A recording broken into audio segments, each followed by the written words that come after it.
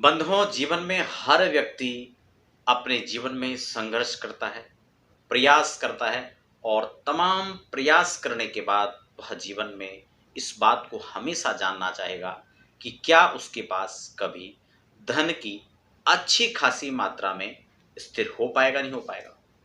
स्थिर लक्ष्मी उसके पास में होगी या नहीं होगी, उसके भाग्य में है या नहीं। व्यक्ति कर्म करता चला जाता है। हम लोग कहते तो कि भाग्य का हमें मिलेगा और भाग्य में नहीं होगा तो नहीं मिलेगा, लेकिन ये बातें कहने में जितनी सरल लगती हैं उतने अनुभव में नहीं। इसलिए हर व्यक्ति जानना चाहता है। मैं आपको यही बताऊंगा, सूत्र विधि से बताऊंगा। आप घर बैठे इसको समझ सकते हैं, अपने आप देख सकते हैं कि क्या आप अपने जीवन में जितनी मेहनत कर रहे हैं, समझ रहे हैं आप बात, जितना भी आप मेहनत कर रहे हैं उसके अनुरूप आप पर रहमत कब होने वाली है, आप अपने आप देख सकते हैं। बहुत बार होता क्या है, बहुत सारे बच्चे होते हैं, माता पिता देखते हैं बहुत प्रयास तो बच्चा करता है लेकिन उसके अनुरूप रिजल्ट नहीं आ पाता।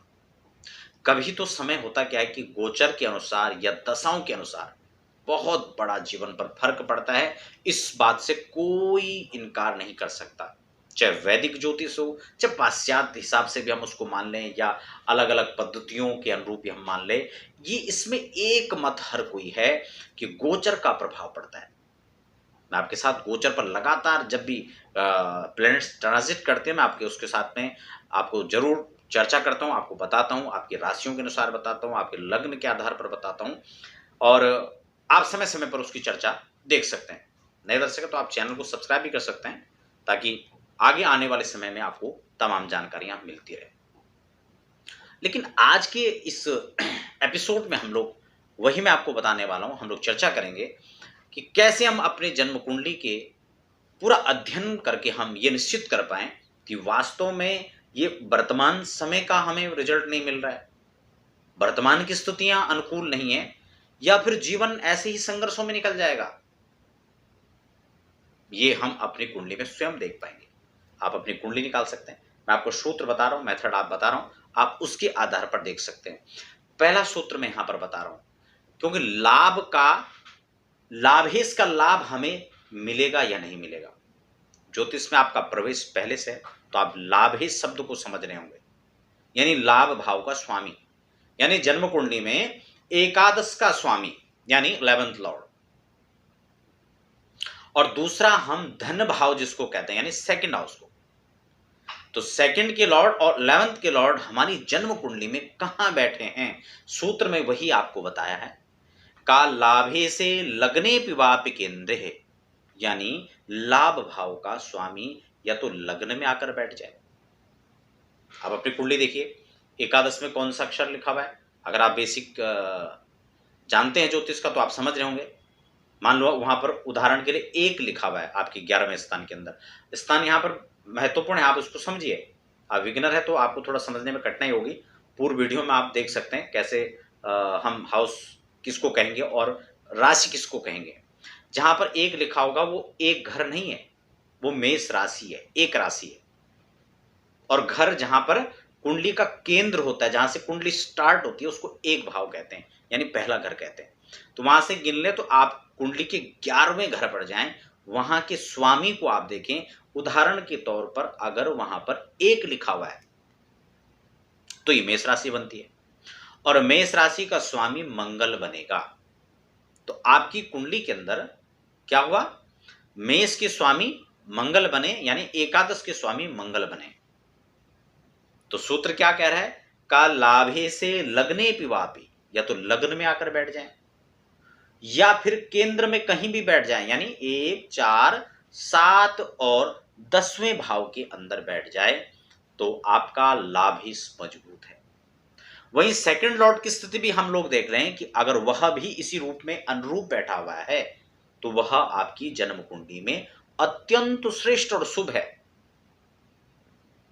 समझ रहे हैं, लाभ की स्थिति को यहां पर प्रबल करता हुआ दर्शा रहा है आपका 11th लॉर्ड। अब सेकंड लॉर्ड की बात आती है तो वह भी आप इसी सूत्र पर देख सकते हैं, लेकिन फिलहाल एकादश पर ही हम फोकस कर रहे हैं क्योंकि लाभ के मालिक की हम बात कर रहे हैं। यहां पर सिर्फ धन की बात नहीं है, किसी भी फील्ड में लाभ होना, सिर्फ धन का लाभ नहीं, हर चीज की लाभ की यहां पर बात हो रही है। तो इसलिए हम एकादश के स्वामी की ही बात करेंगे। धन की बात आती है तो हम सेकंड हाउस को भी ले सकते हैं, नो प्रॉब्लम, आप उसको भी इसमें सम्मिलित कर सकते हैं।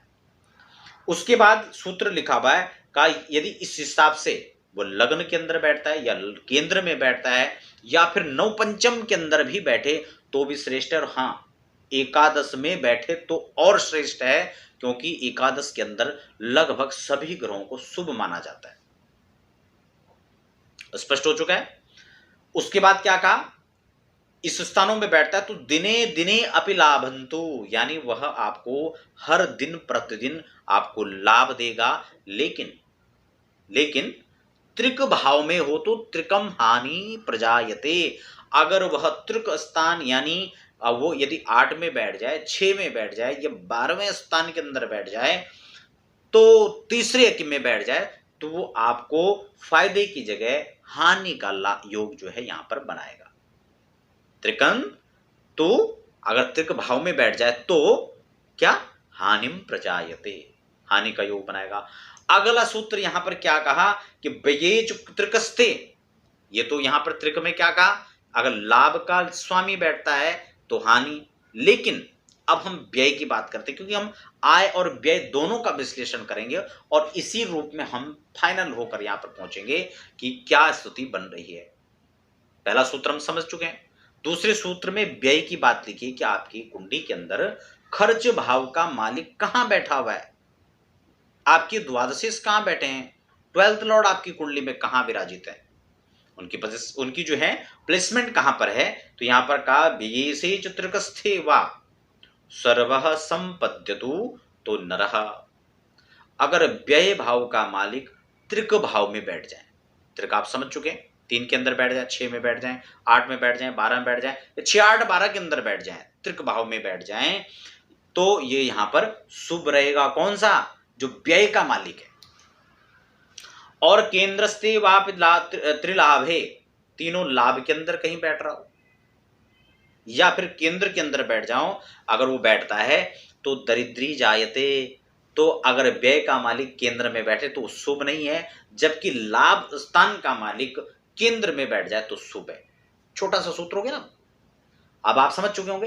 यानी लाभ का स्वामी केंद्र में बैठे तो शुभ और व्यय का स्वामी अगर केंद्र में बैठे तो अशुभ। अब आप अपनी कुंडली, जो सूत्र मैंने दोनों आपको विस्तार से बताया उसका शॉर्ट संक्षिप्त में मैंने आपको बताया कि अगर जो है व्यय का मालिक केंद्र में बैठे तो शुभ नहीं है, और लाभ का मालिक केंद्र में बैठ जाए, त्रिकोण में बैठ जाए, आय स्थान पर बैठ जाए तो शुभ है, द्वितीय में बैठ जाए तो शुभ है। तो इस प्रकार से आप अपनी जन्म कुंडली में देख सकते हैं कि क्या जीवन भर मेहनत करते रहेंगे या फिर रहमत भी होगी।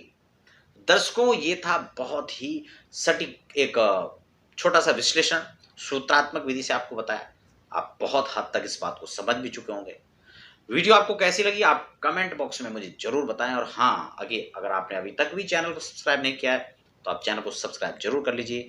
वीडियो को आगे भी शेयर कर सकते हैं ताकि ज्योतिष में दिलचस्प रखने वाले तमाम दर्शक भी आज के कार्यक्रम का लाभ ले सकें।